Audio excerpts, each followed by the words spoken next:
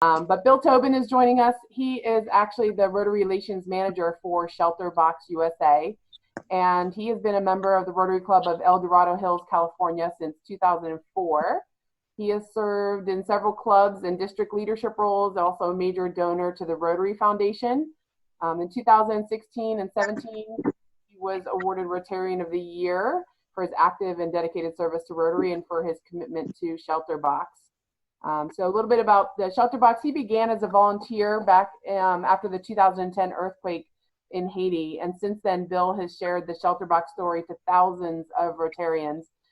He's organized fundraisers and awareness events, and even helped lead the team of USA ambassadors in raising over $1.4 million for Shelterbox in 2017. So for his volunteer efforts with the Shelterbox, he's received a United States Presidential Volunteer Service Award 7 times.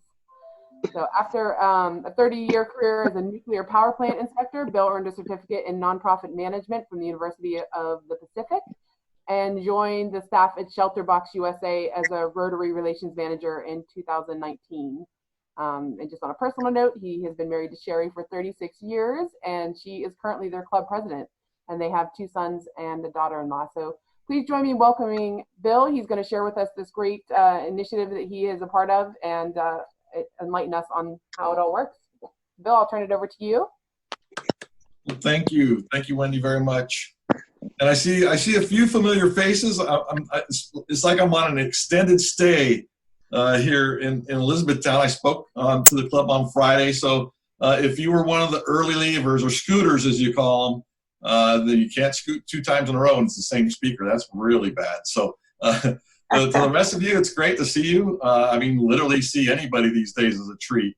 I'm out here in the Sacramento area of California, and I've been listening to what you guys have been going through both Friday and again today, and Frank going through the high school thing. I want to ask you later, is the bigger adjustment on the student side or the teacher side? Because I don't know. The kids seem to pick this stuff up really quick, and well, honestly, Rotarians aren't that far behind. So I think we're doing pretty good online these days.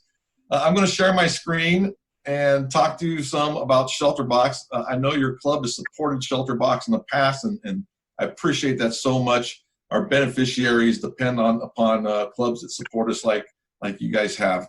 It's a very special year for us here at Shelterbox. It's our 20th anniversary. It started with a single Rotarian's idea at a Rotary club and shared it with his fellow Rotarians, and they took their knowledge, their vocational knowledge behind the idea, and lo and behold, the club started an organization that is now and has always been called Shelterbox. In 2012, we became Rotary International's project partner for global disaster relief. And all that being said, started by a Rotary Club, part of Rotary International's project partnership team, but we aren't part of the Rotary Foundation. So we aren't a Rotary International project, and we aren't funded through the Rotary Foundation. We do all of our own operations and our own fundraising. So shelter is what it's really all about. It's a vital part of life: food, water, and shelter. We've heard that forever and ever. Our shelter takes many different forms, all depending upon the specific needs. So we have standard tents, we have cold weather tents, we have tents that are really pretty nondescript, so they could be used in areas of conflict and not draw attention to them. We've also expanded into doing tarpaulin-based shelter over the last 5 years. So heavy-duty tarps, not the lightweight stuff you throw over your firewood and watch it disintegrate in the summer months. These are real heavy-duty tarps. So a lot of times event centers will do temporary buildings during county fairs and stuff that have that real heavy-duty tarp material, and that's real close to what we use. We also have, of course, all the other aid, and if you've been a follower of Shelterbox for many years, which I'm sure many of you have, you'll remember things like mosquito nets and blankets and cook sets, which are still very popular, very vital in the fight against COVID right now. But we've added a few different things as well. We have solar lights in them now. And we have a gravity-fed water filter, whereas we started with the little pills you put in the water for purification, and those were just too hard to maintain with all the different types of weather that go on. And so we went to gravity-fed systems. And it's really about the people that we're helping in the world. And we're always looking for the most vulnerable of a post-disaster population. So there could be single women, head of household, it could be pregnancy, it could be little kids in the house, the elderly, those that are physically or mentally handicapped, and of course kids. You know, kids don't know the dangers of being exposed into the elements day in and day out. So a measure of comfort, a measure of safety is what we're providing to children around the world with tents and our tarp-based shelter. And this is Grace and her family. This is in Malawi, and to us, this just looks like a couple heavy-duty tarps and, you know, threw together a shed, you know, is what it would be considered probably here in the United States, a backyard shed. But these folks, it's home. And there's a big difference between just living in a meager shelter and calling it home. And that difference is things like curtains in the window. And you can see here that the family has really made this dwelling home here. We're a temporary solution. We don't want people to live in our tents or tarp-based shelters forever. But that being said, it can take weeks or months for a community to start recovering. Families don't have insurance. It doesn't even exist in most places we go. And they can't afford a whole truckload of supplies to show up at once. So they have to piece their homes back together. And that could take, you know, several months, and even in some cases into a year and multiples of a year. So as I said earlier, and again, I say thank you. Your club's been a great supporter through the years. I want to show you a few of our large scale deployments. Of course, we do a lot of smaller scale work in the hundreds or thousands of families, but on a few occasions, we really rise to major disasters like we did in the Indian Ocean tsunami in early 2015, because technically, though, the tsunami hit in 2004, it was Boxing Day, the day after Christmas. So a lot of families were out, a lot of vacationers along the water, and the tsunami struck. In response to that, we helped over 22,000 families across 4 countries, and it really put this project on the map for Rotary worldwide, but also for a lot of the large aid agencies around the world, both government and non-government, has seen that we were making a big difference. This partnership, these Rotarians and these green boxes keep showing up, and they're helping so many people. So another disaster similar to that, only even larger, was of course Haiti in 2010, and we upped our game again, and we helped well over 30,000 families in that, and it's been now surpassed with our Syrian crisis responses, which have been pretty much ongoing since late 2012. We've responded to Syrian refugees who have left Syria in a number of different countries, as well as displaced people, those within Syria who are just trying to stay out of harm's way. These kids in this picture, this is actually from 2013, so these kids are still refugees today. And so it's quite an impact we've made over 20 years, over 1.5 million people sheltered and over 300 responses. And about 30% of those, 33%, about a third, are in response to conflict.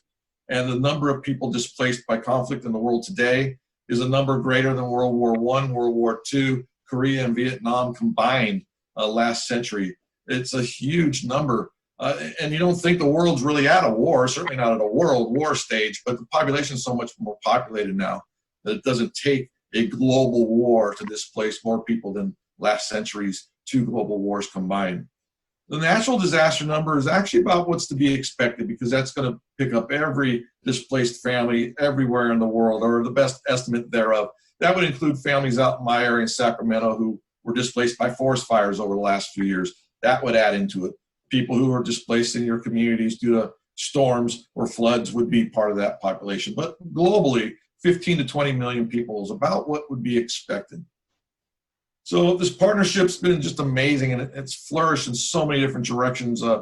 Clubs around the United States and indeed around the world will hold events just for our benefit. There's clubs all over the world, and especially here in the United States, that are hero clubs. That was actually a program started by a district governor in upstate New York, and he challenged all his clubs to donate to Shelterbox, and he would make little hero things for them, and sure enough, it was a great response. And now we have, I think we're getting close to 600 hero clubs in the United States this year. Our ambassadors and other volunteers are just amazing folks. The ambassadors are people that would go to other clubs and talk about Shelterbox, much like I'm doing here tonight. The club champions are people who are within your club just want to keep your club informed, and that's real important. The ambassadors, though, it's really neat when you go out to other clubs and you hear what other clubs are doing. You bring great ideas back to your club. So it's really kind of a two-way street. If you've ever seen our tents at a convention or a pets or a conference here and there, those are probably, in all cases, volunteer ambassadors that man those tents there. And they meet some very interesting people, like you see next year's Rotary president in this picture here, Holger and his wife. Our response team members are also mostly Rotarians, and they're amazing. They're the folks that go out into the areas of disaster, and I'll talk a little bit more about them shortly. Rotarians around the world who own warehouse space will donate a fraction of that space to us so we can pre-stage our gear around the world. We can take advantage of the slow boat shipping fares or fees rather when there's no need for that equipment in that area at that time. But then positioned near the Philippines, it'll be used in the Philippines. Quite simple. Positioned in Europe or the middle, it could go to the Middle East. In Dubai, it'll go to Africa. In Panama, it'll go to the Caribbean. So it's really important to have gear staged around the world. And then Rotarians are really the voice of our response, and they're the transportation. They do translations and they arrange boats or yaks or tuk-tuks or whatever they can. Sometimes carry it in a daisy chain for miles on end to get the gear to the areas where it's needed. And information is probably the most important thing that Rotary clubs provide to us around the world.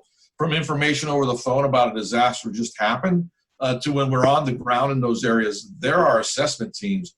I could look for weeks around Elizabethtown or Harrisburg or Philadelphia or anywhere, and I wouldn't know where to start looking for the most vulnerable people. But if I were to come to your Rotary club, boom, I'm going to find out, and probably in a matter of minutes. And then together we're going to go start the assessment. And we're not a large organization, so our teams are like a half dozen people who go out. So it's important that the Rotary clubs in the area of disaster become the face of that response. And we're just kind of enabling the process. So we'll train local Rotarians on the gear because it's a very important part of what we do. Every piece of gear gets some sort of training associated with it. And then they're the ones that will then train those families in their communities. They'll be the ones that do the distributions. And even after we've gone, we task Rotary clubs with the questionnaire we provide for them to go back to a portion of the families we've helped, because sometimes it can be thousands of families. But we'll get an idea in a post-distribution monitoring of what aid might work best, what might be a little confusing for them to figure out. What broke? It does happen. And I think, what can we provide that we didn't provide, or what do you need that we didn't provide? And that's where things like our solar lights came from, those conversations. So to jumpstart now to the here and now, this is where we are in the world. And I've sent Bill some the PDF of these PowerPoints, so he'll get them out to all the members after the meeting. But this is really crucial areas of the world. In Vanuatu, for example, they don't have any COVID, zero. And so they don't want it, obviously. But they had a cyclone, a Category 5 cyclone that wiped out 90% of the buildings in the Northern Islands. And so we've worked there before, and we're using some of those existing relationships and building new ones so that we can get gear to the port, and then it'll stay there for 2 or 3 days in quarantine or disinfectant time, and then they'll be able to distribute that gear throughout Vanuatu Island. So we will be doing a distribution, an entire response, completely 100% remotely. John Hugo has been a big fan of Shelterbox for many years now, and he recently, last week, put out a statement that says it's important to realize how vital we are in the response to COVID-19. And it's really a couple reasons. One is basically the high risk that refugees and displaced people who's either displaced by conflict or natural disaster, is a matter of population density. So whether it's a evacuation center or there's host families taking in a large population, so you have multiple family households, it's a matter of spacing people apart. So in Wuhan, China, the density is 6,000 people per square kilometer, whereas on the Diamond Princess, that is 24,000 people per square kilometer. In a refugee camp like the Rohingya refugee camp in Bangladesh, in Cox's Bazar, that's 40,000 people per square kilometer. So that's like everybody in a football stadium living in the area of the football stadium, in the parking lots. It's just a mass of people crammed next to each other. And this is that exact refugee camp in Cox's Bazar. And these aren't single family homes. These will have 20, sometimes 30 people living in them. 2, 3, 4, or how many families they could get inside their structures. And you can see the importance of things like tarps for basic roofing materials here. So the second combined thing that these areas of disaster have going against them in an outbreak is a lack of healthcare resources. In natural disaster areas, hospitals might be damaged. In conflict areas, they may not have any testing facilities or hospitals at all. And what we're finding around the world is that COVID is reaching these areas where refugees are. Shelterbox is part of the shelter cluster of the UN.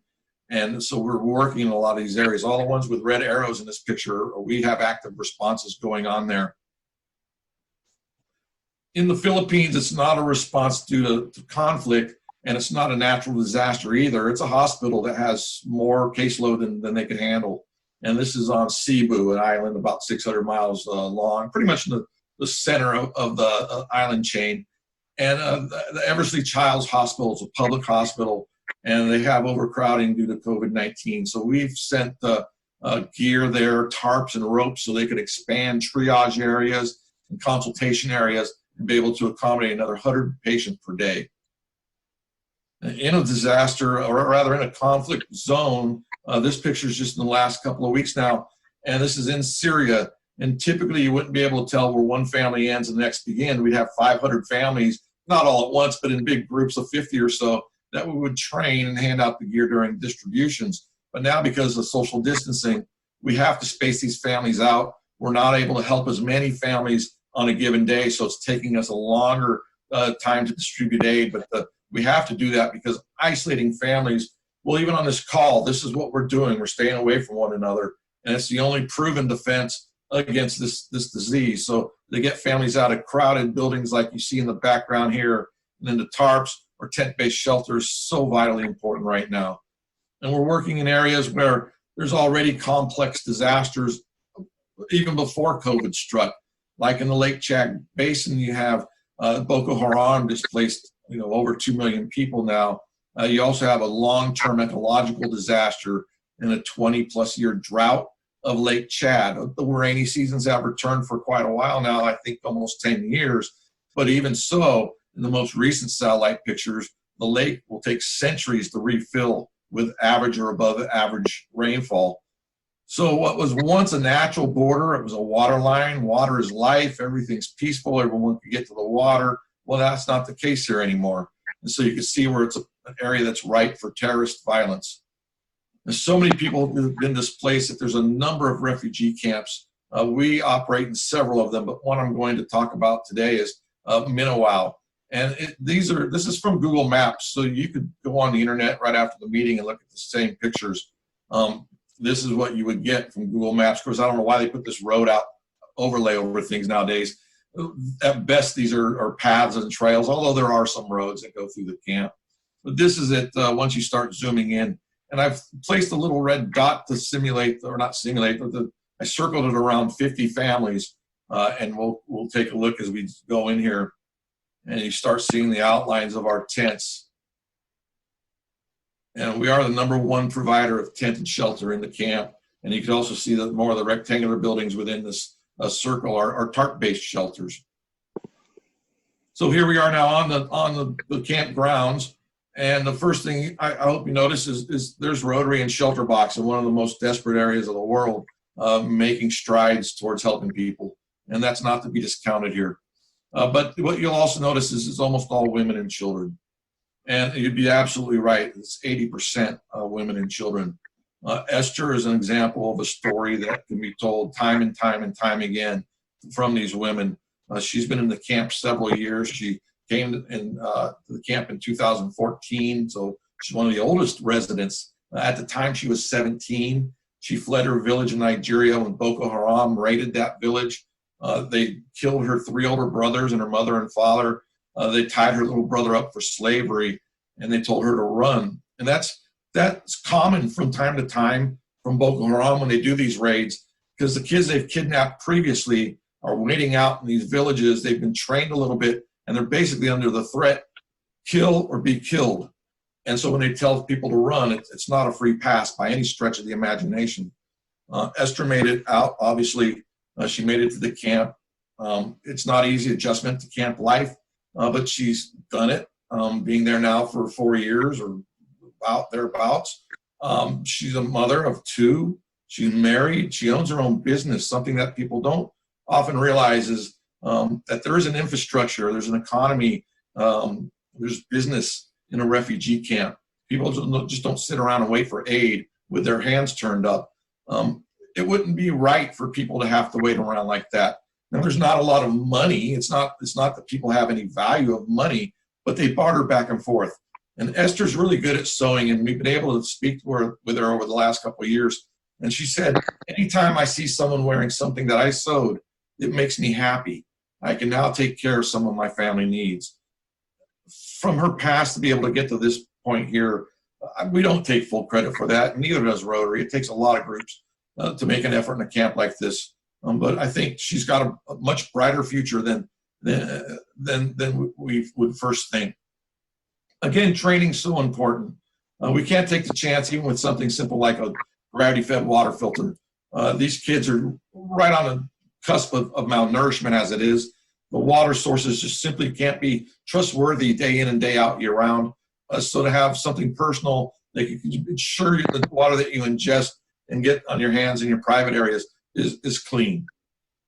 Again, we do post-distribution monitoring and privacy, safety, and confidence.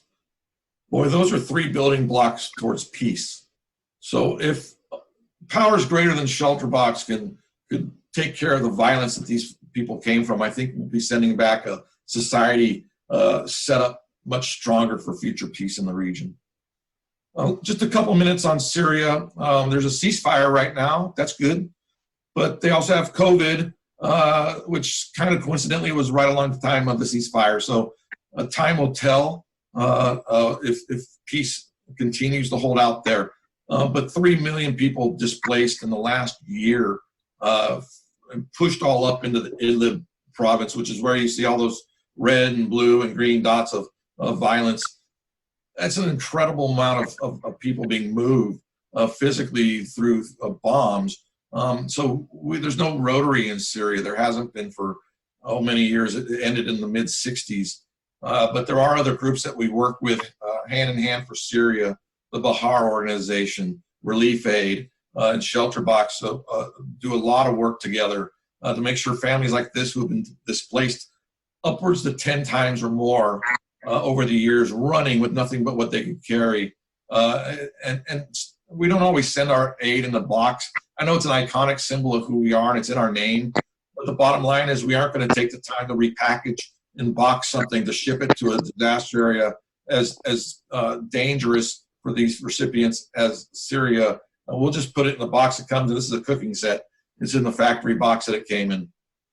And we've also upped our COVID response in these areas by including soap and wash basins so that the kids could soap up and parents could soap up. And for a lot of these families, this may be the first time they've had access to soap in who knows how long. So this is a family that received our aid over the winter run that we did there. This might be a couple of months old now, this picture. And everything you see here was provided from Shelterbox and our partner organizations. But the blankets and the solar light and cook sets, there's actually 4-inch mattresses that we did this past winter, and kids' clothing, onesies for toddlers that were fiberfill, and down coats for children. And I think the most cherished item we have is a night light, or solar-powered light is what it is technically. But when I was a little kid, I needed a night light to go to sleep at night. And I can't imagine growing up in a war zone. I mean, not at all. I can't even fathom what it would be like for this young man here and not to have the comfort of a night light. So Wendy has so wonderfully introduced me. I am a major donor to the Rotary Foundation. I'm the past Polio Plus chair for my district, and I see the impact the Rotary Foundation makes every time I open up the Rotarian magazine. At Shelterbox, so we have to earn our own Charity Navigator rating because we fund our own cause.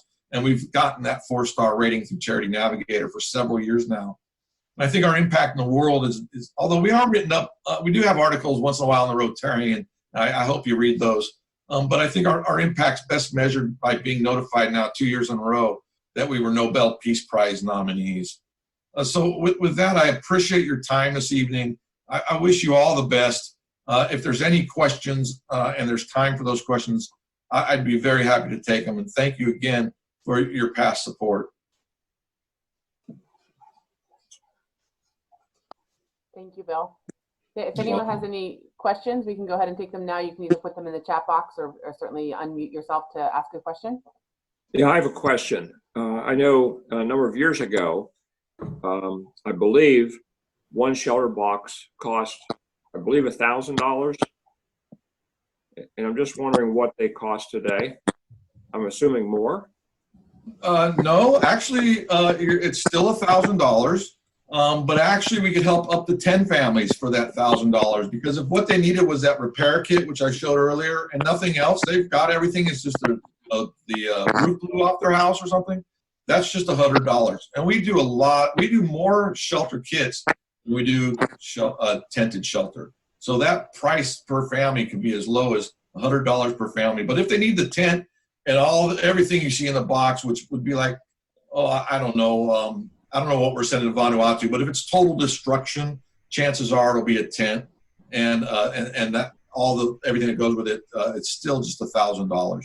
And that's like the 2 drops of polio for 60 cents. Every time it's not 60 cents, but sometimes because we get pre-position aid and get donated freight, and every scenario could be a little different. But we can say that we are able to help families at $1,000 max, and up to 10 families for that same amount.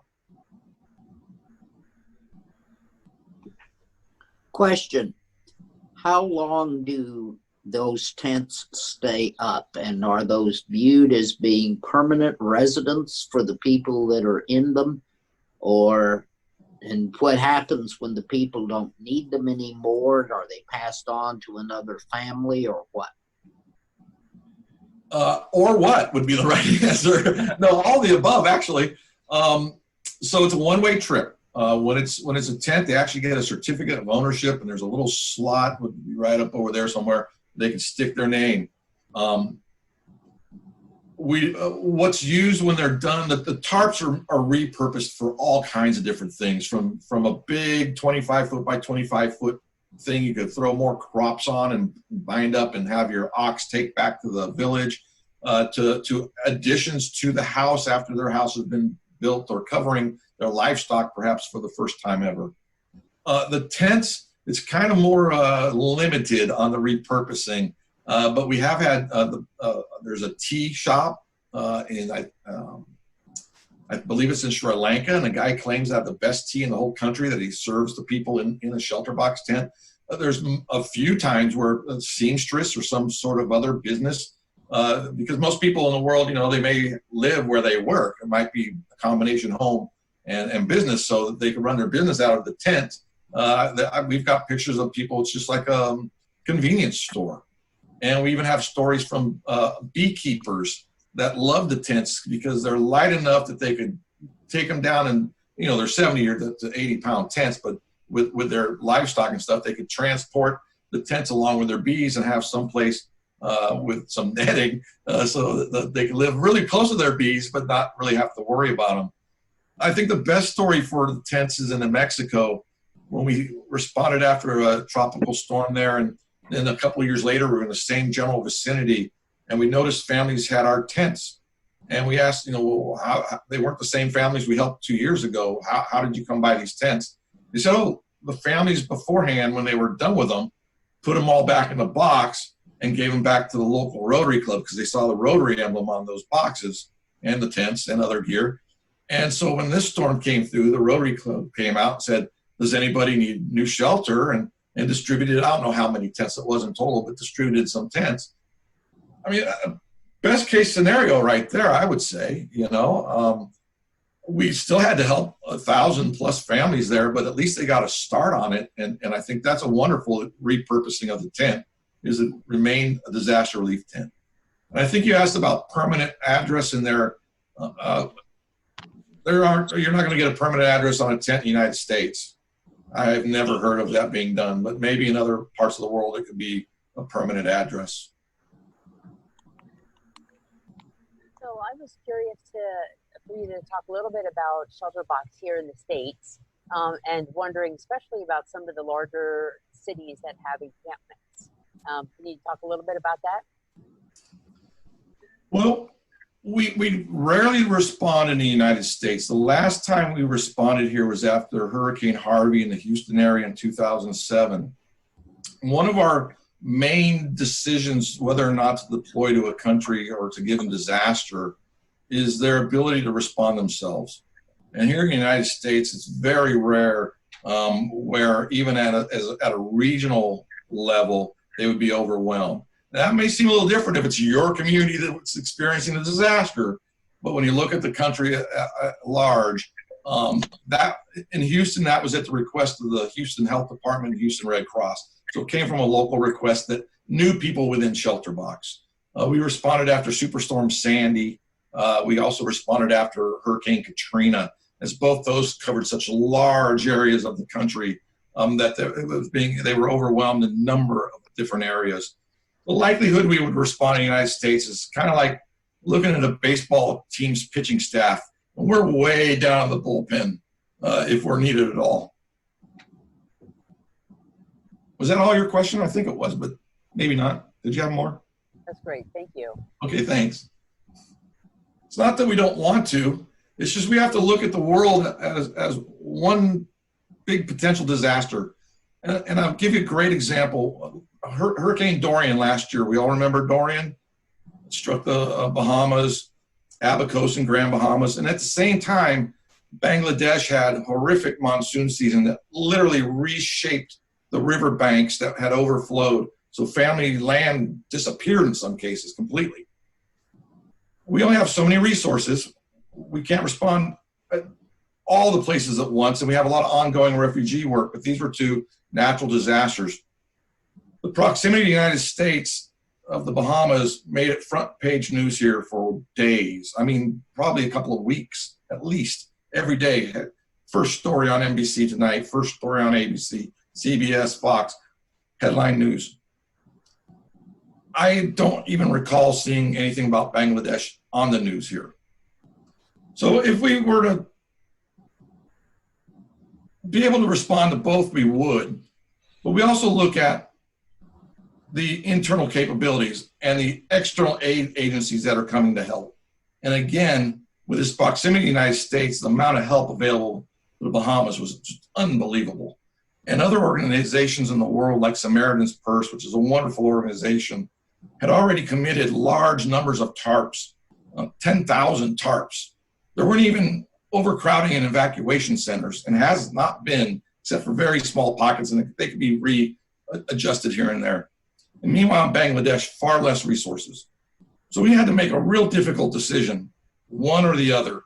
And this was actually after sending a team to the Bahamas. They met with the Red Cross. They met with the UN. They met with Rotary and Barry Rassin. And after all that, and Barry agreed with our decision, we had to go and help the people in Bangladesh. So I spent the better part of 4 to 5 weeks calling clubs, emailing clubs, sending checks back to clubs if I couldn't get a hold of them because they put For the Bahamas on the memo line or for Dorian relief, and we didn't respond to that. And so we're really proud of stewarding donor dollars. So more than half of that money we were able to keep because I'd make that phone call and tell you what I just told you. But it's the most difficult decisions we have to make. Whether or not we go, and the second most difficult decision is having to look a family in the eye and say, I'm sorry, we have no more aid available, and you have to turn around and leave. Those are sad realities of disaster relief work across the board. And whether you're the Red Cross, a government organization, or Shelterbox, there's always going to be one more family that you can't reach.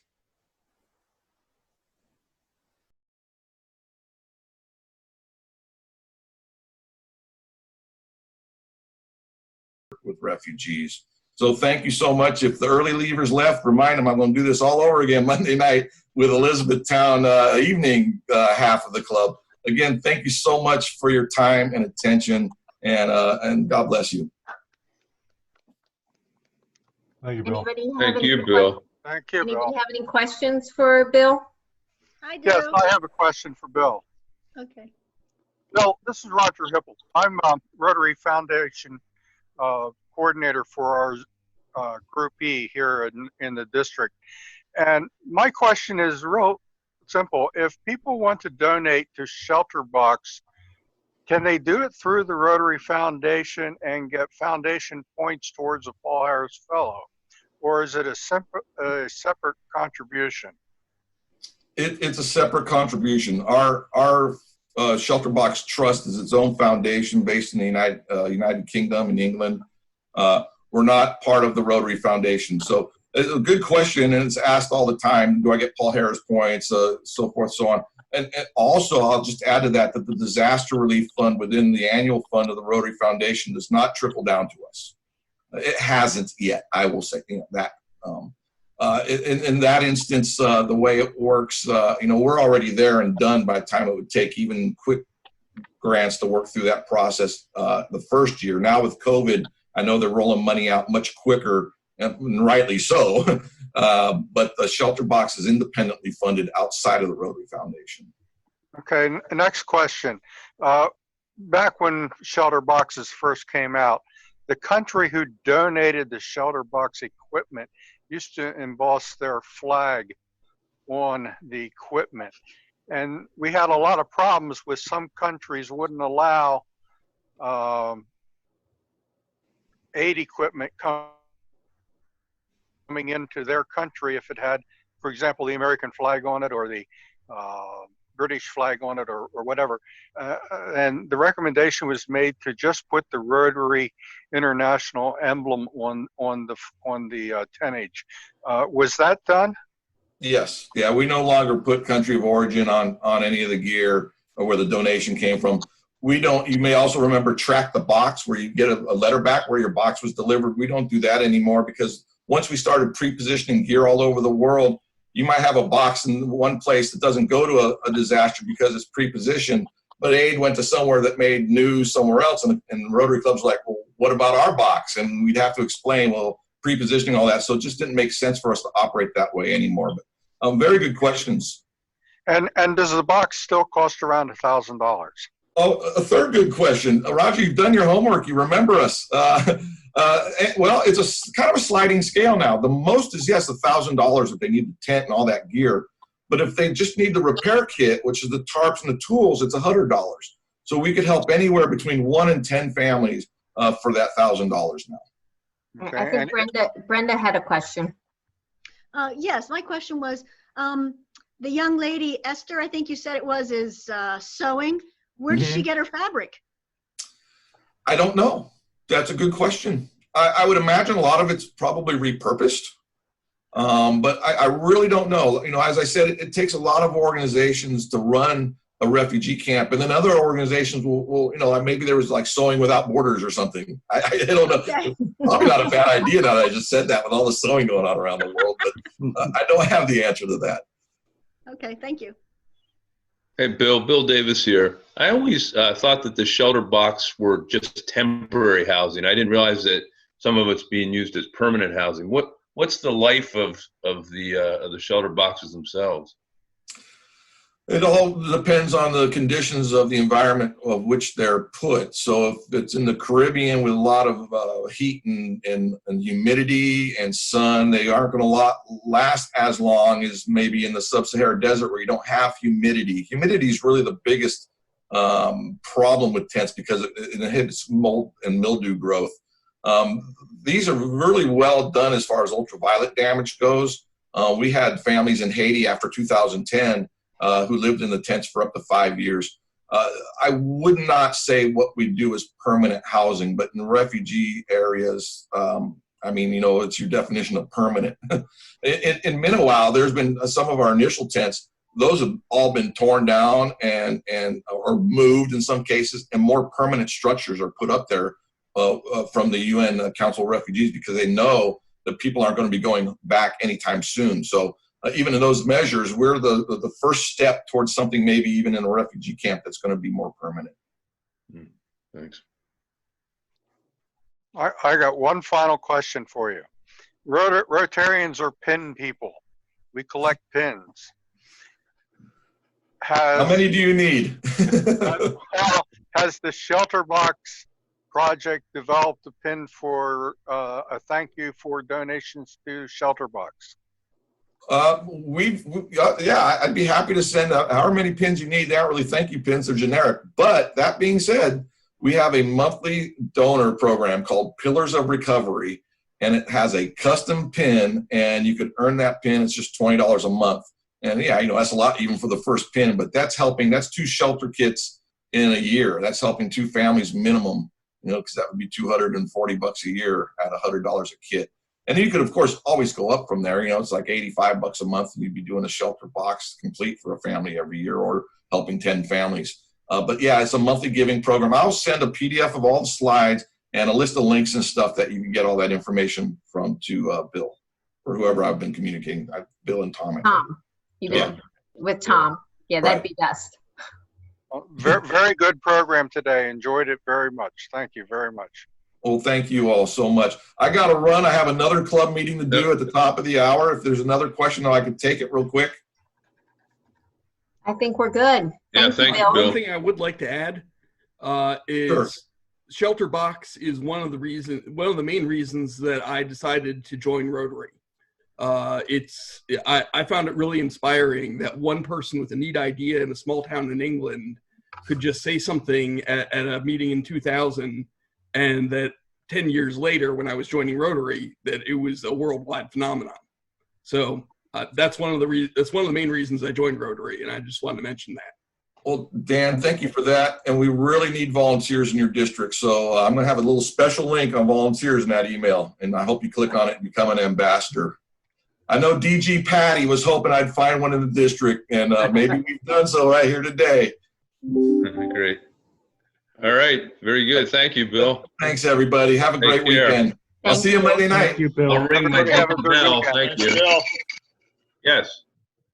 Thank you, folks. Have a good day. Bye, Okay, everybody. Bill. Thanks, Bye. Bill. Bye. Bye now. Have a safe trip home.